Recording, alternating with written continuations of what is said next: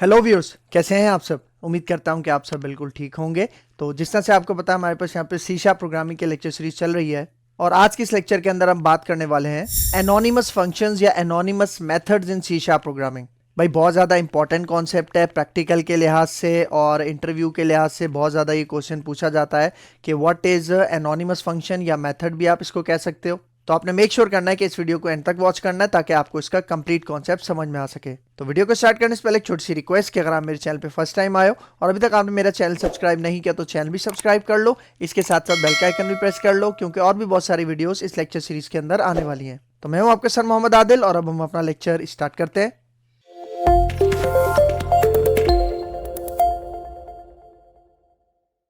अच्छा, आज हमारे पास टॉपिक है सी शार्प के अंदर एनोनिमस फंक्शन। ठीक है, बहुत ही ज़्यादा इंपॉर्टेंट एक टॉपिक है आपके इंटरव्यूज़ के हवाले से, ठीक है, और प्रोग्रामिंग के हवाले से।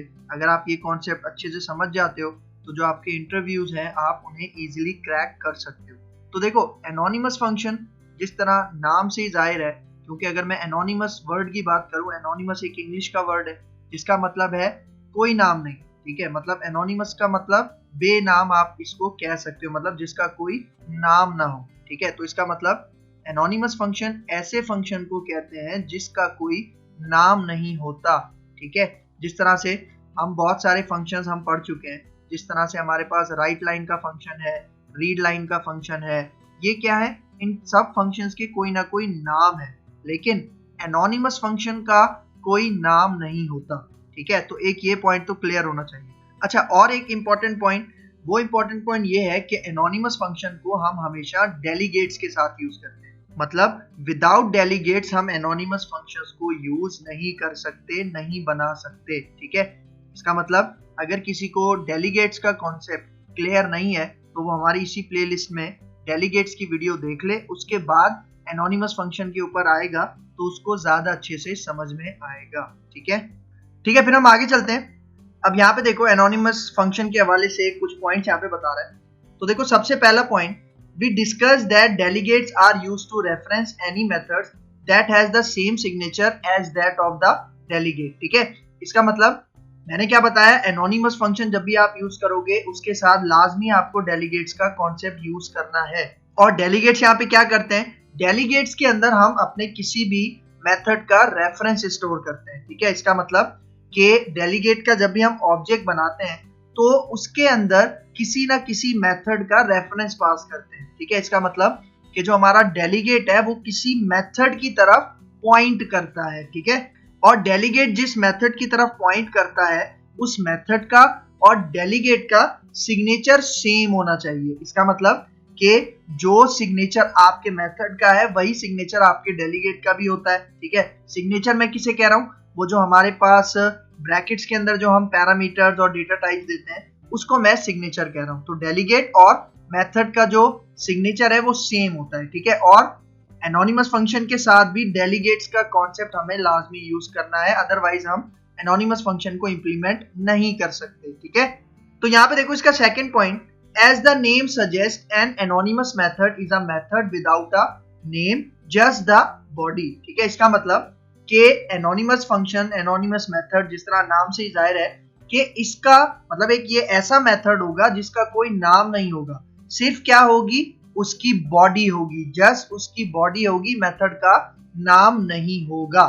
फिर यहाँ पे देखो third point, anonymous methods in C sharp can be defined using the delegate keyword. ठीक है, इसका मतलब जब भी आप एनोनिमस मेथड, एनोनिमस फंक्शन बनाओगे सी शार्प के अंदर, तो एनोनिमस फंक्शन को बनाते हुए आपने कीवर्ड का यूज करना है, जिस कीवर्ड को हम क्या कहते हैं, डेलीगेट। ठीक है, ये एक बहुत ज्यादा इंपॉर्टेंट पॉइंट है क्योंकि अगर आप ये कीवर्ड यूज नहीं करोगे तो आपका एनोनिमस मेथड नहीं बनेगा। ठीक है, फिर यहाँ पे देखो एक और important point, it is introduced in C sharp 2.0। ठीक है, इसका मतलब जब हमारे पास सी शार्प इंट्रोड्यूस की गई थी तो तब एनोनिमस फंक्शन का कॉन्सेप्ट नहीं था। एनोनिमस फंक्शन का कॉन्सेप्ट सी शार्प के कौन से वर्जन में आया है, 2.0 वर्जन में आया है। ठीक है, तो एक ये बात आपने याद रखनी है। ठीक है, अच्छा अब एक काम करते हैं, पहले आते हैं इसके प्रैक्टिकल की तरफ, फिर बाकी की स्लाइड्स को हम देखते हैं। ठीक है, तो सबसे पहले मैं आ जाता हूँ विजुअल स्टूडियो में। ठीक है, तो हमारा प्रोजेक्ट क्रिएट हो चुका है और इसके अंदर एक मेन मेथड आ रहा है। ठीक है, तो देखो सबसे पहले मैं क्या करता हूँ, मैं एक डेलीगेट आपको डिक्लेयर करके दिखाता हूँ। तो देखो मैं अपने नेम स्पेस में आता हूँ और यहाँ पे एक डेलीगेट डिक्लेयर करता हूँ, ठीक है। और यहाँ पे मैं कहता हूँ पब्लिक और उसके बाद डेलीगेट, ठीक है, कीवर्ड क्योंकि डेलीगेट बना रहा हूँ। और यहाँ पे आके मैं क्या कर रहा हूँ, एक रिटर्न टाइप डिफाइन कर रहा हूँ, इसकी वॉइड, ठीक है। और अपने इस डेलीगेट का नाम मैं यहाँ पे रखता हूँ फॉर एग्जाम्पल माई डेलीगेट, ठीक है। और इसके अंदर, इसके सिग्नेचर के अंदर मैं एक पैरामीटर डिफाइन कर देता हूँ इंटीजर टाइप का और उसका नाम हम रख देते हैं नम। और आपको पता है डेलीगेट की बॉडी नहीं होती, जस्ट उसकी डिक्लेरेशन होती है, ठीक है। तो देखो डेलीगेट को हम नॉर्मल मेथड्स के साथ किस तरह से पॉइंट आउट करते हैं, ठीक है। मतलब डेलीगेट को नॉर्मल मेथड्स के साथ हम किस तरह से यूज करते हैं, ठीक है। देखो मैं यहाँ पे आता हूँ अपनी क्लास में और मैं यहाँ पे एक मेथड बनाता हूँ, ठीक है। और ये स्टैटिक मेथड होगा, ठीक है। और इसकी रिटर्न टाइप भी मैं वॉइड रख देता हूँ और इस मेथड का नाम मैं रखता हूँ माय मेथड, ठीक है। और यहाँ पे भी मैं जो एक पैरामीटर बनाऊंगा, सिग्नेचर बनाऊंगा, उसके अंदर एक पैरामीटर दूंगा और इसका नाम मैं रख देता हूँ ए, ठीक है। क्योंकि मैंने क्या बताया, आपके पास डेलीगेट उसी मेथड की तरफ पॉइंट करता है, उसी मेथड का रेफरेंस अपने पास स्टोर रखता है जिसकी डेटा टाइप, मतलब ये जो पैरामीटर्स होते हैं वो सेम होते हैं, ठीक है। तो देखो मैंने आपको एक बात बताई कि जो हमारा डेलीगेट है और वो डेलीगेट जिस मेथड की तरफ पॉइंट करेगा उनके जो पैरामीटर्स हैं वो क्या होने चाहिए, सेम होने चाहिए, ठीक है। तो आप यहाँ पे देखो, यहाँ पे एक सिंगल पैरामीटर है इंटीजर टाइप का और ये जो मैं मेथड बना रहा हूँ उसके अंदर भी सिंगल पैरामीटर है, किस टाइप का, इंटीजर टाइप का, ठीक है। तो इसका मतलब मैं अपने इस माय डेलीगेट की मदद से अपने इस माय मेथड को पॉइंट आउट कर सकता हूं, मतलब माय मेथड का रेफरेंस मैं माय डेलीगेट के ऑब्जेक्ट के अंदर स्टोर कर सकता हूं, ठीक है। तो देखो मेन मेथड के अंदर कुछ मैं लॉजिक लिखता हूं। मैं यहाँ पे कहता हूं कि भाई ए की जो भी वैल्यू होगी उसके अंदर हमें 10 क्या कर देना है, इंक्रीमेंट कर देना है, मतलब 10 वैल्यू मुझे इसके अंदर प्लस कर देनी है, किसके अंदर, ए के अंदर, ठीक है। और फिर मैं यहाँ पे आके CW टैप टैप करता हूँ और ये जो ए का वेरिएबल मैं प्रिंट करवा देता हूँ, ठीक है। तो देखो अब मैं क्या करूंगा कि इस मेथड को कॉल करवाऊंगा लेकिन डेलीगेट की मदद से, ठीक है। तो मैं यहाँ पे आता हूँ अपने मेन मेथड के अंदर, मैं अपने माय डेलीगेट का ऑब्जेक्ट बनाता हूँ, ठीक है। इसका नाम हम रख देते हैं फॉर एग्जांपल OBJ और यहाँ पे आके माय डेलीगेट, ठीक है। और देखो माय डेलीगेट के जो कंस्ट्रक्टर है, ठीक है, इसके अंदर हमें क्या पास करना होता है, वो मेथड जिसकी तरफ ये डेलीगेट का ऑब्जेक्ट पॉइंट करेगा, ठीक है। तो देखो मैं यहाँ पे अपना माय मेथड प्रोवाइड करूंगा, किसको, अपने माय डेलीगेट के इस ऑब्जेक्ट को, ठीक है। तो उसका रेफरेंस मुझे कहाँ देना पड़ेगा, इस कंस्ट्रक्टर के अंदर, ठीक है। तो सबसे पहले यहाँ पे देखो कि जो माय मेथड है ये स्टैटिक मेथड है और स्टैटिक मेथड को कॉल कैसे करते हैं, क्लास नेम के साथ कॉल करते हैं, ठीक है। तो देखो मैं यहाँ पे आके कहता हूँ प्रोग्राम, ठीक है। और उसके बाद मैंने अपने मेथड का नाम क्या रखा है, यहाँ पे माय मेथड, सही है। तो मतलब डेलीगेट के अंदर मैंने अपने इस मेथड का रेफरेंस स्टोर करवा दिया है, ठीक है। इसका मतलब अब मैं इस मेथड को कॉल करूंगा लेकिन किसकी मदद से, डेलीगेट के इस ऑब्जेक्ट की मदद से, ठीक है। तो देखो यहाँ पे आता हूं, मैं कहता हूं OBJ और इसका एक हम मेथड यूज करेंगे डेलीगेट का जिसका नाम है इन्वोक, सही है। और देखो यहाँ पे ये हमसे क्या मांगेगा, ठीक है। इस पॉइंट पे अगर मैं आपको दिखाऊं, यहाँ पे हमसे एक इंटीजर वेरिएबल मांगेगा, ठीक है, इंटीजर वैल्यू मांगेगा एज अ आर्गुमेंट, ठीक है। तो देखो मैं यहाँ पे फॉर एग्जांपल पास करता हूँ 5। तो देखो ये जो मैं इन्वोक का मेथड यूज कर रहा हूँ ये क्या करेगा, ये हमारे इस मेथड को कॉल करेगा, इन्वोक करेगा, क्यों, क्योंकि ये जो माय डेलीगेट का ऑब्जेक्ट है इसके अंदर मैंने अपने इसी मेथड का, माय मेथड का रेफरेंस पास किया हुआ है, ठीक है। तो देखो अगर मैं यहाँ पे आऊँ, अब अपनी कंसोल विंडो को होल्ड करने के लिए मैं यहाँ पे console.readline का मेथड यूज कर लेता हूँ और अब हम यहाँ पे आके रन करते हैं तो आप रिजल्ट देखो, ठीक है। देखो क्या रिजल्ट आपको नजर आ रहा है, 15, सही है। क्योंकि देखो मैंने यहाँ पे 5 पास किया, ठीक है। 5 कहाँ चला गया, इस a के वेरिएबल में चला गया और फिर a के वेरिएबल के अंदर मैंने 10 इंक्रीमेंट किया और जब a का वेरिएबल मैंने प्रिंट करवाया तो यहाँ पे वैल्यू क्या आ गई, 15 हमें यहाँ पे प्रिंट हो गया।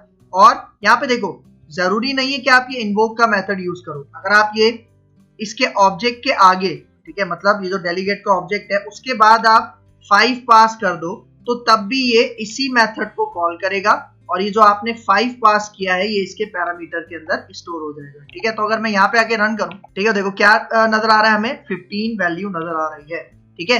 लेकिन देखो यहाँ पे ये काम मैं कर रहा हूं एक नॉर्मल मेथड की मदद से, ठीक है, एक नॉर्मल फंक्शन की मदद से। मैं यहाँ पे एनोनिमस फंक्शन का यूज नहीं कर रहा क्योंकि हमारा टॉपिक क्या है, एनोनिमस फंक्शन, ठीक है। तो मैं यहाँ पे क्या करता हूँ, मैं इस मेथड को कमेंट आउट करता हूँ, ठीक है, कंट्रोल के कंट्रोल सी, सही है।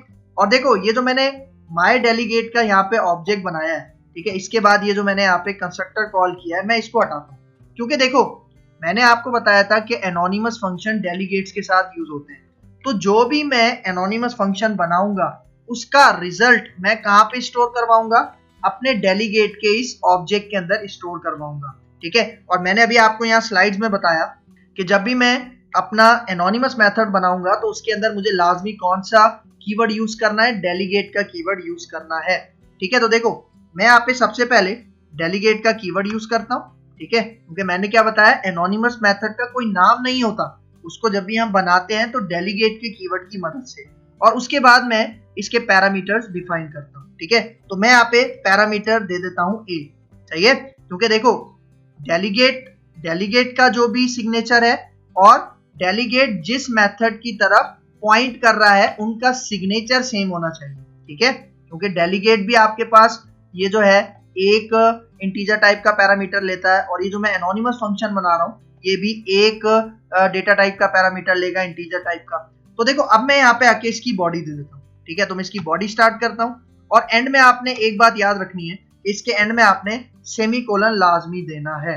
तो देखो इस पोर्शन को मैं क्या कह रहा हूँ, एनोनिमस मेथड कह रहा हूँ, एनोनिमस फंक्शन कह रहा हूँ, सही है। तो देखो अब मैं यहाँ पे आता हूँ, यहाँ पे जो ए का वेरिएबल है, ठीक है, मैं इसके अंदर उसी तरह से लॉजिक लगा देता हूँ। ए के अंदर मैं इंक्रीमेंट करवा देता हूँ 10 और यहाँ पे आके CW टैप करके ए का वेरिएबल मैं यहाँ पे कॉल कर देता हूँ। तो अब यहाँ पे आप एक चीज नोटिस करो, ये जो मैंने पोर्शन बनाया है ये है हमारे पास एनोनिमस मेथड। और देखो एनोनिमस मेथड का जो भी आउटपुट है वो मैं कहाँ पे स्टोर करवा रहा हूँ, अपने डेलीगेट के इस ऑब्जेक्ट में स्टोर करवा रहा हूँ। यही वजह है कि इस लेक्चर के स्टार्ट में मैंने आपको क्या बताया था कि एनोनिमस फंक्शन मैं लाजमी किसके साथ यूज करूंगा, अपने डेलीगेट के साथ यूज करूंगा, क्योंकि विदाउट डेलीगेट मैं एनोनिमस फंक्शन यूज नहीं कर सकता। उसकी वजह क्योंकि एनोनिमस फंक्शन का जो भी रिजल्ट होता है, जो भी आउटपुट होता है वो हम अपने डेलीगेट के अंदर स्टोर करवाते हैं, डेलीगेट के ऑब्जेक्ट के अंदर स्टोर करवाते हैं। तो अब यहाँ पे देखो ये जो मेरा डेलीगेट है, अब इसके अंदर कौन से मेथड का रेफरेंस है, एनोनिमस मेथड का रेफरेंस है, ठीक है। और देखो जब मैं ओबीजे को इस तरह से कॉल कर रहा हूं तो मतलब मैं अब अपने एनोनिमस फंक्शन को कॉल कर रहा हूं, ठीक है। तो मैंने यहाँ पे क्या पास किया, 5। तो 5 कहाँ पे जाके स्टोर होगा, ए के वेरिएबल में, और उसके अंदर मैं 10 इंक्रीमेंट करूंगा और यहाँ पे प्रिंट करवा दूंगा तो मुझे यहाँ भी रिजल्ट क्या मिल जाएगा, 15 रिजल्ट मिल जाएगा। तो अगर मैं यहाँ पे आके रन करूं तो आप इसका रिजल्ट देखना, ठीक है। देखो यहाँ पे क्या रिजल्ट आ रहा है, 15 रिजल्ट आपके पास यहाँ पे आ रहा है, ठीक है। तो देखो अगर आप यहाँ भी वो इन्वोक का मेथड यूज करना चाहो तो आप इजीली ये मेथड भी यूज कर सकते हो। यहाँ पे आके इसको रन करते हैं तो अब आप इसका रिजल्ट देखना, ठीक है। देखो 15 आ रहा है, सही है, ठीक है, क्योंकि अब जो मैंने एनोनिमस मेथड बनाया है उसको मैं कॉल करवा रहा हूं अपने डेलीगेट की मदद से, इसलिए डेलीगेट और ये जो आपके पास कॉन्सेप्ट है एनोनिमस फंक्शन का, ये एक साथ यूज किया जाता है, सही है, ठीक है। तो अब आ जाते हैं अपनी बाकी की थियरी पे। अब यहाँ पे देखो क्या कह रहा है, anonymous method can be assign to a variable of delegate type. इसका मतलब एनोनिमस मेथड जो होता है ना, ठीक है, उसको मुझे लाजमी किसी डेलीगेट के वेरिएबल के अंदर स्टोर करवाना होता है, ठीक है। जिस तरह यहाँ पे देखो ये जो पूरा का पूरा मैंने एनोनिमस मेथड बनाया है इसको मैंने स्टोर कहाँ पे करवाया, डेलीगेट के ऑब्जेक्ट के अंदर स्टोर करवाया है, ठीक है, तभी ये दोनों कॉन्सेप्ट साथ यूज किए जाते हैं। अब यहाँ पे देखो एनोनिमस फंक्शन का एक सबसे बड़ा advantage, you need not specify the return type in an anonymous method, ठीक है। मतलब अगर आप यहाँ पे देखो ये मेरा एनोनिमस मेथड है, मैंने कहीं भी यहाँ पे रिटर्न टाइप डिफाइन नहीं की। रिटर्न टाइप हम किसे कहते हैं, जब हम फंक्शन बनाते हुए वॉइड देते हैं, इंट देते हैं, स्ट्रिंग या कैर देते हैं, इसको क्या कहा जाता है, रिटर्न टाइप कहा जाता है। तो आप नोटिस करो कि ये जो मैंने अपना एनोनिमस फंक्शन बनाया है कहीं भी मैंने यहाँ पे रिटर्न टाइप डिफाइन नहीं की, सही है। It is inferred from the return statement inside the method body, ठीक है। अच्छा यहाँ पे देखो हमने अपना ये जो डेलीगेट बनाया है, ठीक है, इसकी रिटर्न टाइप हमने क्या रखी है, वॉइड रखी है, ठीक है। अच्छा, अगर मैं इसकी रिटर्न टाइप वॉइड से हटा के इंटीजर कर दूं, ठीक है, वॉइड से हटा के इंटीजर कर दूं, तो देखो यहाँ पे अगर आप आओ, सही है, तो देखो अब ये वाला जो एनोनिमस मेथड है ये कोई इंटीजर वैल्यू रिटर्न करेगा, सही है, क्योंकि जो आपका एनोनिमस मेथड का जो भी रिटर्न टाइप होती है वही आपके डेलीगेट की रिटर्न टाइप होती है, ठीक है। तो देखो मैंने अपनी डेलीगेट की रिटर्न टाइप यहाँ पे क्या रखी है, इंटीजर, तो इसका मतलब ऑटोमेटिकली ये जो मेरा एनोनिमस मेथड है ये भी कोई इंटीजर वैल्यू रिटर्न करेगा। लेकिन यहाँ पे देखो, यहाँ पे मैंने कहीं भी रिटर्न स्टेटमेंट यूज नहीं की हुई, इसलिए यहाँ पे क्या आ रहा है, एरर आ रहा है। तो मैं यहाँ पे कंसोल डॉट राइट लाइन हटाता हूँ और यहाँ पे ये जो a का वेरिएबल है मैं इसको रिटर्न करवा देता हूँ, ठीक है। तो देखो जैसे ही मैंने रिटर्न करवाया तो क्या हुआ, वो जो एरर है वो आपके पास चला गया, ठीक है। तो देखो अब क्या होगा कि जब मैं अपने इस डेलीगेट को कॉल करूंगा तो ये वाला हमारे पास एनोनिमस मेथड चलेगा, ठीक है, और हमें वैल्यू क्या रिटर्न हो जाएगी, 5 वैल्यू यहाँ पे रिटर्न हो जाएगी। 5 वैल्यू रिटर्न नहीं होगी बल्कि हमें 15 रिटर्न होगा। लेकिन अगर मुझे उस वैल्यू को कंसोल पे प्रिंट करवाना है तो मैं क्या करूंगा, मैं यहाँ पे कंसोल डॉट राइट लाइन के अंदर ये इस तरह से obj डॉट इन्वोक करके पैरामीटर पास करूंगा 5, फिर 5 जाएगा a में और फिर a के अंदर 10 इंक्रीमेंट होंगे और वो वैल्यू यहाँ पे रिटर्न हो जाएगी हमें, और फिर राइट लाइन के अंदर हमें कंसोल पे प्रिंट हो जाएगी, ठीक है। तो देखो यहाँ पे आके इसको रन करते हैं तो आप इसका रिजल्ट देखना। तो देखो यहाँ पे भी हमें वही सेम रिजल्ट मिल रहा है, ठीक है। तो मतलब यहाँ पे एक पॉइंट समझने वाला है कि जो रिटर्न टाइप आपके डेलीगेट की होगी, ठीक है, उसी टाइप का डेटा आपका ये एनोनिमस फंक्शन रिटर्न करेगा, ठीक है। इसका मतलब अगर आपसे कोई पूछे कि भाई ये जो एनोनिमस मेथड है, ठीक है, इसकी रिटर्न टाइप क्या है, तो आप क्या आंसर दोगे कि इसकी रिटर्न टाइप वही होगी जो आपके डेलीगेट की रिटर्न टाइप है, ठीक है। तो यहाँ पे अभी डेलीगेट की रिटर्न टाइप क्या है, इंटीजर। तो आप देखो यहाँ पे ये कौन सा वेरिएबल रिटर्न करवा रहा है, इंटीजर टाइप का ही वेरिएबल रिटर्न करवा रहा है, ठीक है। लेकिन जब इसकी रिटर्न टाइप वॉइड थी, ठीक है, जब इसकी रिटर्न टाइप वॉइड थी, वॉइड का मतलब कुछ भी रिटर्न नहीं करेगा, तो यहाँ पे मैंने रिटर्न का कीवर्ड भी यूज नहीं किया था बल्कि डायरेक्ट मैंने यहाँ पे प्रिंट करवा दिया था। तो यहाँ पे यही कह रहा है, you need not specify the return type in an anonymous method, मतलब आपको एनोनिमस मेथड के अंदर रिटर्न टाइप डिफाइन करने की जरूरत नहीं है, ठीक है। क्यों, क्योंकि जिस टाइप का डेटा वो रिटर्न करता है आपकी डेलीगेट की रिटर्न टाइप भी वही होती है, ठीक है। इसका मतलब जो आपका डेलीगेट है और जो आपका एनोनिमस मेथड है, सही है, उन दोनों की रिटर्न टाइप सेम होती है, ठीक है। तो एक ये पॉइंट आपने याद रखना, ठीक है। देखो अब अगला पॉइंट यहाँ पे क्या कह रहा है, we don't require to use access modifier with anonymous function like public, private etcetera, ठीक है। इसका मतलब जब भी हम एनोनिमस फंक्शन बनाते हैं, ठीक है, तो हम उसके साथ एक्सेस मॉडिफायर यूज नहीं करते, ठीक है, मतलब पब्लिक, प्राइवेट वगैरह हम इसके साथ यूज नहीं करते। अगर आप यहाँ पे देखो, ये जो मैंने एनोनिमस फंक्शन बनाया है, यहाँ पे कहीं भी मैंने पब्लिक, प्राइवेट वगैरह यूज नहीं किया, ठीक है। तो एक ये पॉइंट क्लियर होना चाहिए। फिर इसके बाद आगे चलते हैं। अब यहाँ पे देखो वही पॉइंट जो अभी मैंने आपको समझाया, we don't require to use return type like int, string, void because its return type is set as same as delegate type, ठीक है। मतलब जब भी हम एनोनिमस फंक्शन बनाएंगे तो हम रिटर्न टाइप नहीं लगाएंगे, रिटर्न टाइप डिक्लेयर नहीं करेंगे। क्यों, उसकी वजह, क्योंकि एनोनिमस फंक्शन की वही रिटर्न टाइप होती है जो आपके डेलीगेट की रिटर्न टाइप होती है, ठीक है। तो एक ये पॉइंट क्लियर होना चाहिए। अच्छा, फिर यहाँ पे देखो क्या कह रहा है, anonymous function is not a static and instance member, मतलब जो आपका एनोनिमस फंक्शन होता है वो तो ना ही स्टैटिक मेंबर होता है ना ही इंस्टेंस मेंबर होता है, सही है। क्योंकि ये जो हमने एनोनिमस फंक्शन बनाया है, ये बनाया कहाँ है, ये हमने क्लास में नहीं बनाया, ये हमने मेन फंक्शन के अंदर बनाया है, मेन मेथड के अंदर बनाया है। और आपको पता है जो भी चीज हम क्लास के अंदर बनाते हैं तो वही स्टैटिक भी हो सकती है या इंस्टेंस भी हो सकता है, सही है। अब यहाँ पे देखो एडवांटेजेस की बात हो रही है, ठीक है, कि जो आपके पास एनोनिमस फंक्शन है उसके एडवांटेजेस क्या है, ठीक है। देखो सबसे पहले lesser typing work, lesser typing work का मतलब कि हम कम से कम कोडिंग करके एक फंक्शन क्रिएट कर सकते हैं। कैसे, because we don't require to write access modifier, return type and name of the function, ठीक है।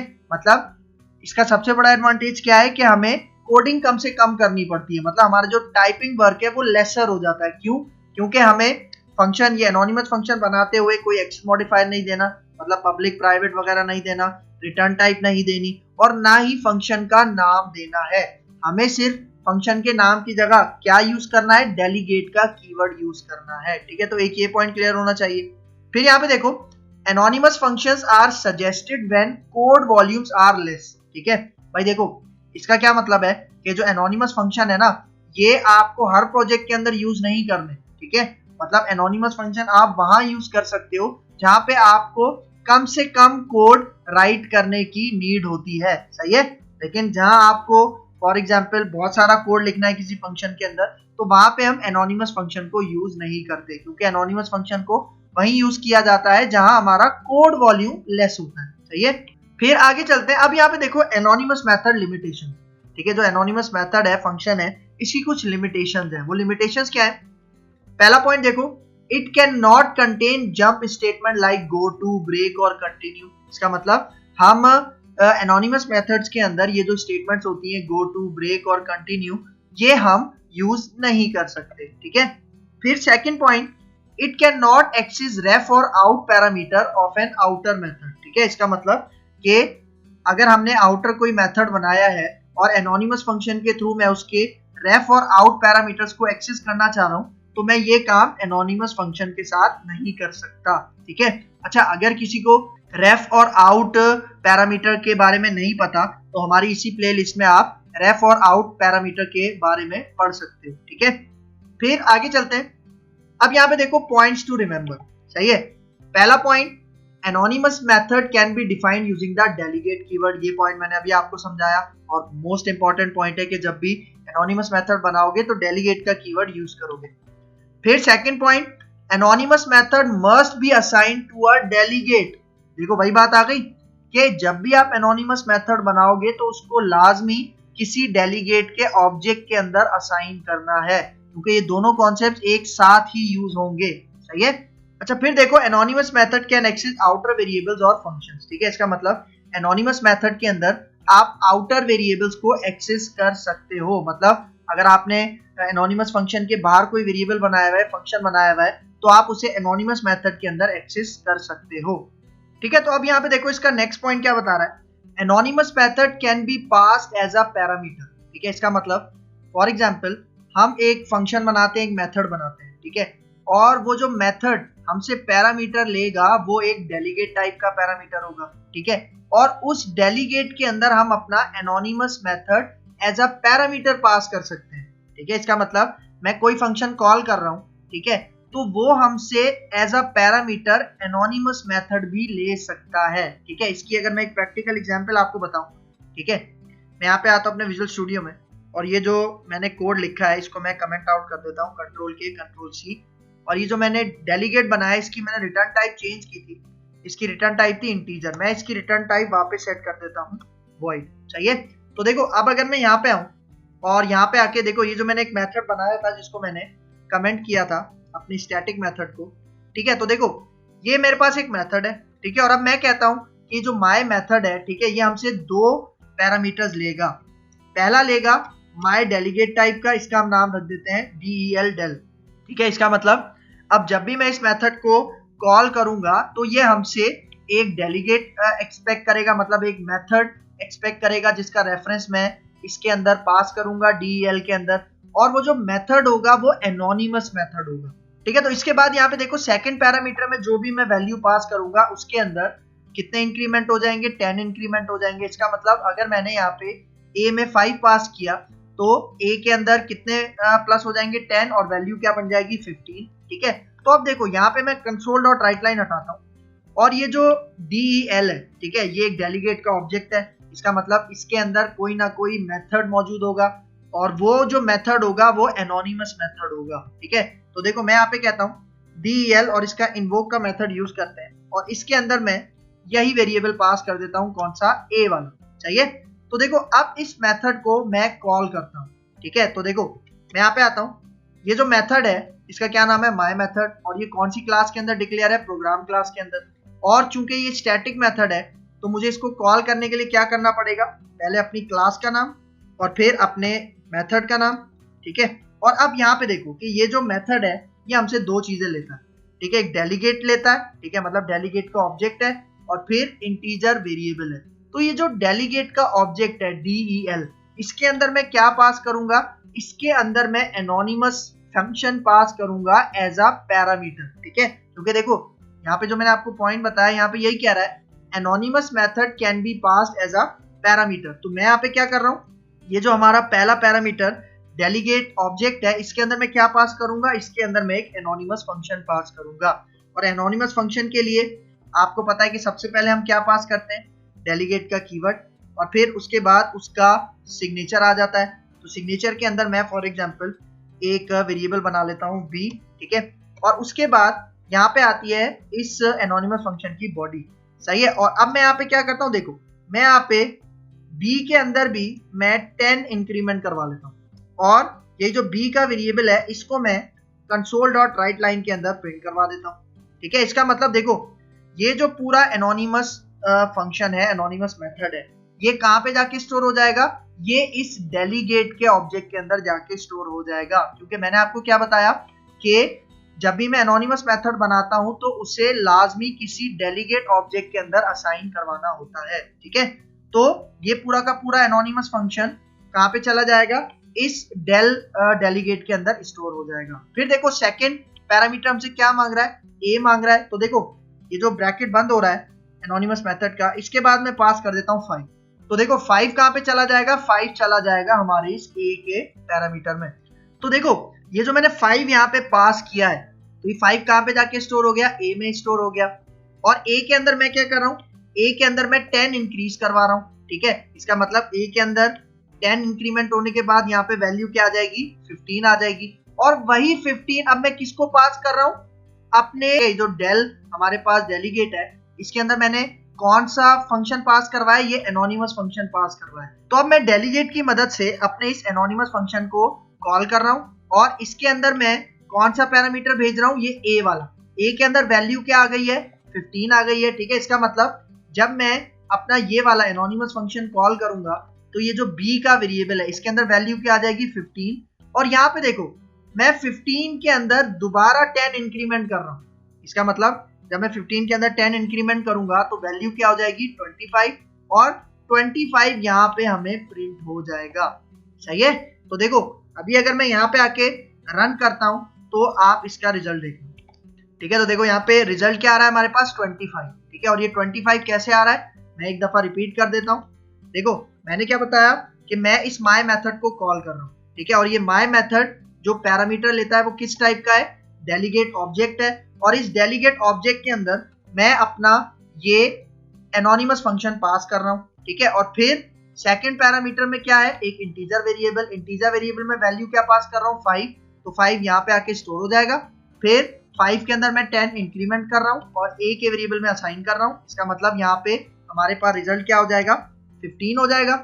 और यही 15 जिस वेरिएबल के अंदर मैंने स्टोर करवाया है, यही वेरिएबल एज अ पैरामीटर में किसको पास कर रहा हूँ, अपने एनोनिमस फंक्शन का ये जो पैरामीटर है इसको पास कर रहा हूँ। और फिर इस पैरामीटर के अंदर मैं दोबारा 10 इंक्रीमेंट करवा रहा हूँ, और फिर उसे मैं यहाँ पे क्या करवा रहा हूँ, प्रिंट करवा रहा हूँ। तो इसलिए हमें यहाँ पे वैल्यू क्या मिल जाएगी, 25 वैल्यू मिल जाएगी, ठीक है। जब मैंने रन किया था तो क्या रिजल्ट आ रहा था, हमारे पास 25 रिजल्ट आ रहा था, ठीक है। तो मतलब समझाने का कॉन्सेप्ट ये है कि ये जो एनोनिमस मेथड है ये हम किसी दूसरे मेथड को एज अ पैरामीटर भी पास कर सकते हैं, ठीक है। अच्छा फिर देखो last point, anonymous method can be used as a event handlers, ठीक है। इवेंट हैंडलर्स का मतलब अगर किसी ने विंडोज फॉर्म C# पढ़ी है, ठीक है, विंडोज फॉर्म एप्लीकेशन पढ़ी है, या फिर वेब फॉर्म ASP.NET पढ़ी है, तो क्या होता है, हमारे पास एक बटन होता है, हम उसके ऊपर क्लिक करते हैं तो कोई इवेंट चलता है, ठीक है। और उस इवेंट से रिलेटेड कोई इवेंट हैंडलर मेथड चलता है। जिस तरह मैं बटन पे क्लिक करता हूं तो बटन क्लिक का एक इवेंट हैंडलर चलता है, सही है। तो यहाँ पे क्या कह रहा है, anonymous method can be used as event handlers, ठीक है। इसका मतलब बटन के क्लिक करने पे जो फंक्शन चलता है वो एनोनिमस मेथड भी हो सकता है, ठीक है। यहाँ पे देखो, यहाँ पे मैंने एक फिगर से समझाया हुआ है। यहाँ पे देखो मेरे पास एक ये बटन क्लिक का एक इवेंट है, बटन क्लिक, यहाँ पे ये क्लिक इवेंट है। और इसके अंदर जो मैं फंक्शन कॉल कर रहा हूँ, देखो डेलीगेट का कीवर्ड यूज हुआ है, इसका मतलब है कि ये जो फंक्शन है ये एनोनिमस फंक्शन है, सही है। तो मतलब इस तरह से आप क्या कर सकते हो, एनोनिमस फंक्शन को क्लिक का या और भी कोई इवेंट हैंडलर्स होते हैं उनके साथ आप यूज में ला सकते हो। ठीक है, तो भाई ये था हमारा आज का कॉन्सेप्ट एनोनिमस फंक्शन या anonymous methods in C sharp. उम्मीद करता हूं कि आपको ये लेक्चर बहुत अच्छे से समझ में आया होगा। अगर इस लेक्चर के हवाले से कोई भी कंफ्यूजन है तो कमेंट बॉक्स में मुझसे जरूर पूछ लेना। तो अगर आपको मेरी वीडियो पसंद आई है तो मेरे चैनल लाइक कीजिए, शेयर कीजिए और सब्सक्राइब कीजिए और मुझे अपनी दुआ में याद रखिए। तो मिलते हैं इंशाल्लाह नेक्स्ट लेक्चर में, तब तक के लिए दीजिए इजाजत। अल्लाह हाफिज।